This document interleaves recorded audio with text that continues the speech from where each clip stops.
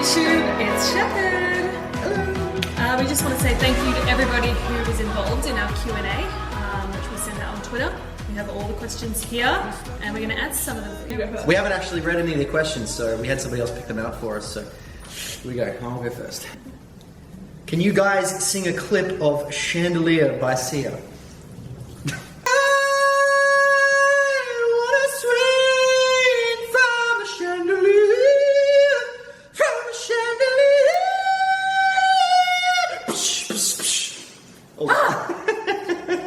So the lungs you got an angel. Well, that was fun. Next. What's it like living in New Zealand? Next. What is that in the... What's it like living in New Zealand? We don't live in New Zealand, we live in Australia. That question's irrelevant. If you could have a day to do anything without consequences, what would you do? I'd eat all of the chocolate. All of it. All of it. Yeah, I was just thinking I would like to lock myself in a supermarket, go down every aisle and taste every snack and dessert that I wanted to. What about swimming with sharks or something? Like, you know, it's guaranteed that you're not going to get eaten. Also not food related. What about skydiving without a parachute? I don't know how fun it would be to hit the ground at 2 o'clock. Not another song one, I hope. If you didn't choose Sheppard, what other names would you call yourself? Early on, it was third culture kids, people that grow up in countries that aren't their like home culture. They tend to like have trouble coming back and integrating into their original culture. And they call them third culture kids. I don't know. That was an idea I had. It didn't last too long though. I never knew that. You didn't know that? I didn't know that name, but I like I don't even think I told anybody about it. It was an idea I had to myself, and then I quietly shot it down myself. But yeah, we stuck with Sheppard. If music wasn't your main focus, what careers would you pick up instead? I would probably be doing something creative still, like in graphic design or fashion design, something fun. What about you guys? I really enjoy like acting and performing, like in theatre and film and TV and that sort of thing. So I'd probably be, acting a fool somewhere. Acting a fool. So my other passion, if you guys didn't know, is food and pasta. So I'd probably be a pasta maker, or like working on MasterChef or something. Pasta maker. A pasta maker. No, food, Amy Sheppard, professional a food critic or a menu designer. Food critic. I'm a food critic every day. Yeah. Would you rather the big stages or singing in country towns? Well, for me, I really love performing in the country, in country towns, because I think it's really special and people don't visit there often, I guess. So when someone comes to a country town, they're so excited and pumped, and the energy's always really... Well, for example, we played in Kalgoorlie, which is a mining town in Western Australia, and that's where our mother was born, and that's where our grandmother lives with a lot of extended family. So we had to go over and do a show, and 25% of the town showed up to our gig. It was like the biggest thing that had happened in Kalgoorlie since the super pit. It's pretty crazy. They even opened the gates, so it was sort of free reign afterwards. Yeah. So many people wanted to get in, which is really cool. So. Yeah, we enjoy the country towns. But I mean, festivals are great too, because you get to really experience the other artists and like the whole energy and the vibe at a festival is. You always make new awesome. fans at festivals too, because people who may not have heard of you before just stumble across you or see you on the lineup and look you up. So that's true. Festivals are fun too. George?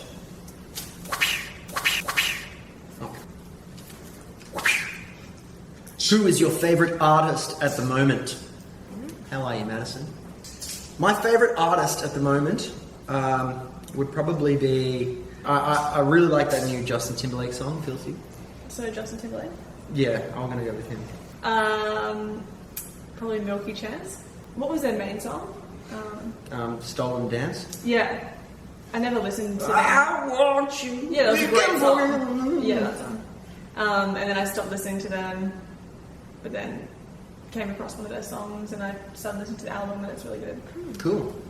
For me, I'm really getting into like girl electro pop. So really enjoy artists like Sigrid, and there's an artist called Dagny who I've been really digging, and also Anna of the North. What's wrong with boy electropop? I don't know, something, maybe I just relate to it, or girls singing, it's cool. Didn't even know that was a genre. I don't know if that's the genre, like what is the actual official genre? Girl electropop? Pop edge. I don't know. They normally just like the ones that girls sing. Postmodern contemporary female vocalist pop electro. Who's go? Emma? Yeah. This is fun. What is your favourite Robbie Williams song? At Bridget Feeder? Oh! Is that what it says? Yeah. All of them. I mean...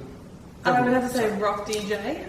You know how they're all like skating around the rink and like Yeah, he start keeps ripping ripping off off their his- clothes, like the yeah. skin, and I was like, I don't know how old I was, like Yeah. under 10. I guess the context for this question is comes from the fact that we are opening for Robbie Williams in February and March. We have 2 shows with him. Yes. Yeah, so we're super excited. I'm a huge fan. It's pretty crazy. Like we've kind of grown up with listening to his music, and now we get to meet him and perform with him. So it's I've actually already met him twice. What's your I favourite? played FIFA with him. What's your favourite song? Sorry, just doing a bit of a name drop there. Oh, My favourite Robbie Williams song would be... Well, see, honestly, I really like... I don't think he's released a bad song, but... That collaboration he did with Kylie Minogue, the Kids. Oh, yeah. Jump aboard, take a Joking ride. Hill before that? Huh? Joking Hill before that? Maybe. I don't know. But I went and saw his Swing When You're Winning tour that came to Australia like a couple of years ago. And it was just the best show I've ever seen. He was like, he's one of the best showmen, I think, alive today. Like, he is an entertainer through and through. And the way that he can relate to his audience is just like, it's almost a superpower.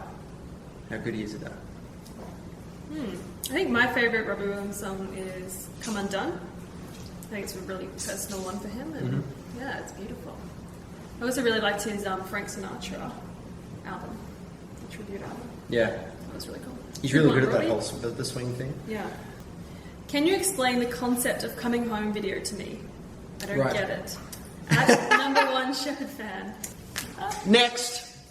Yeah, it's definitely a bit more metaphorical than a few of our other videos, but I guess the idea is that I'm the only real person in this space, and that everybody else around me is like my manifestation of home, you know, all of the exciting colours and the friends, and like I'm on the road all in black by myself, you know, I'm homesick, I want to go home, and yeah, I guess I'm just sort of like having flashbacks of how fun it is to be at home with all your friends and partying on.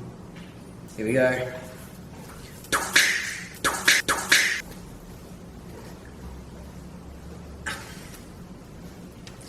Is George planning on keeping his hair long? I love how George got that Yeah. question. Yes, Eleanor, I do plan on keeping my hair long for the time Why do you being. ask? Yeah, no, I know. I actually just committed to buying a hairdryer, my first ever hairdryer. I didn't even think I would ever be saying that sentence, but just 2 days ago. So I'm in for the long haul. I'm actually, I'm excited by the prospect of getting longer hair. I think your hair's longer than mine now. Yeah, And yeah. Amy's. You know, you just got to maintain it, which is something I wasn't really But doing. you have to look on Pinterest or something for some inspo, because you can't just grow hair and then have like scraggly. My pillow usually does a lot of the styling for me.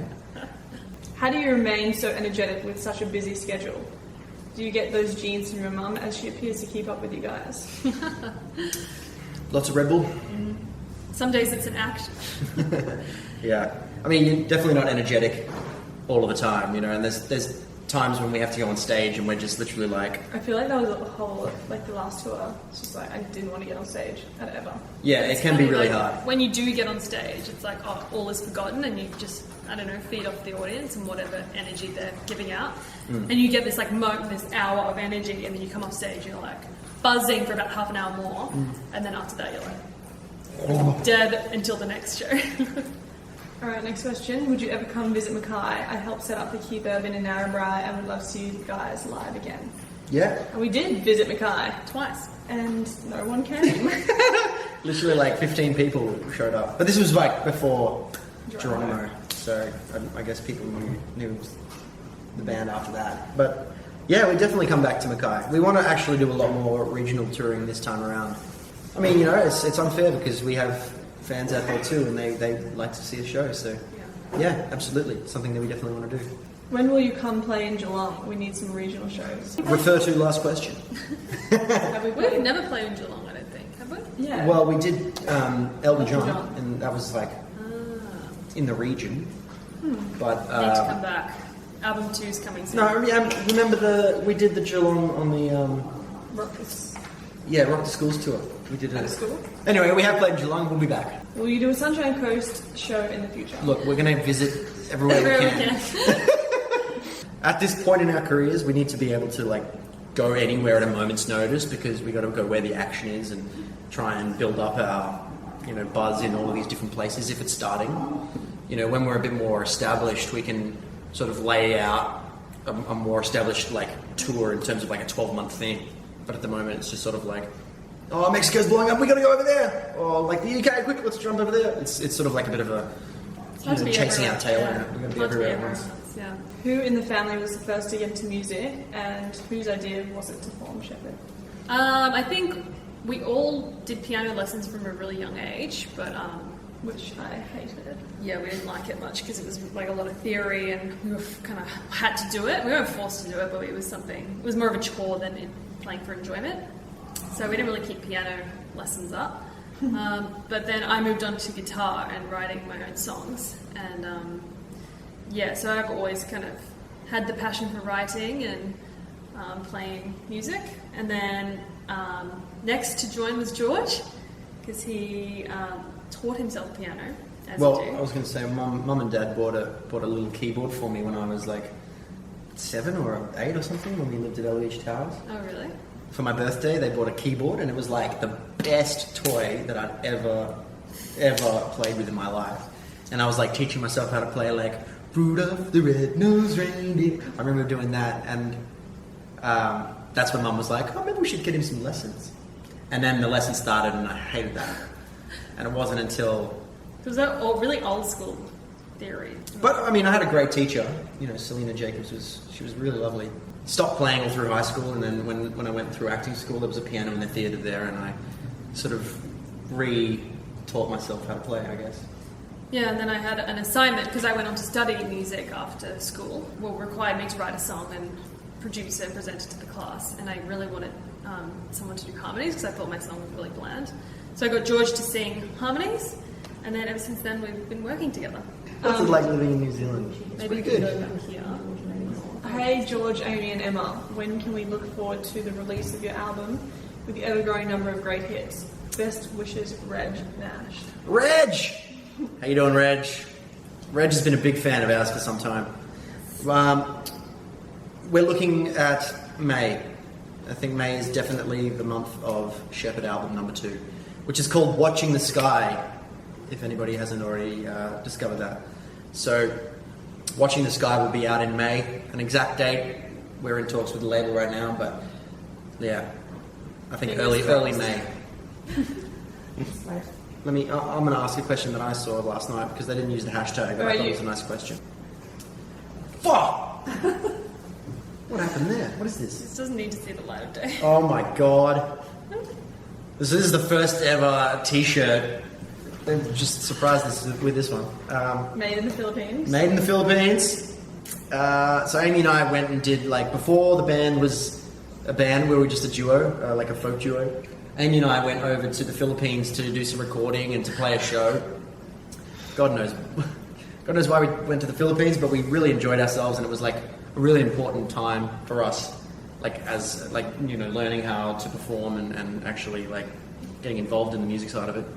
But this is our first ever piece of merch. Don't know if you can see my face there. It's The Sheppard. the Sheppard live. George. Yeah. This is why he has long hair, guys. There we are, old baby faces. Back when Amy had brunette hair. A+ for design. It's from Jess Mills. When will you go on tour in Australia again? To which I say, I think we're going to be doing the May with the album release. We'll do like an extensive tour through Australia, including the regionals. And my niece's question is, Amy, why did you turn your hair blue? I don't really know. I just wanted to. So I did want to have coloured hair, but I wasn't sure which colour. And so I had a few colours. I had pink, I had blue, and I can't remember what the other one was. But I went blonde, and for those of you who don't know, blonde hair can turn yellow if you don't use purple shampoo. It looked great. So I put some purple shampoo in my hair, and I had like patchy purple yellow hair, and I was like, oh my god. And we had something to film or some important meeting. So I was like, oh, purple, what's going to camouflage that? The blue will. So that was the day that I turned my hair blue, and I loved it. And then She walked down the stairs and we're all just like, what the hell has happened to your hair? But it's so weird because it's just normal now. I Yeah. know, I can't imagine forget that I without had it. blue hair. Anyway, And you're only one Yunks. Hashtag. Cool. Thanks for tuning in, everybody. We should do this again sometime. It's been fun. Yeah. Comment below any YouTube videos that you'd like to see us do. We need a bit of inspiration, but a few ideas of what you guys want to see. So comment below and make sure to subscribe if you haven't already. Thanks, guys. See ya.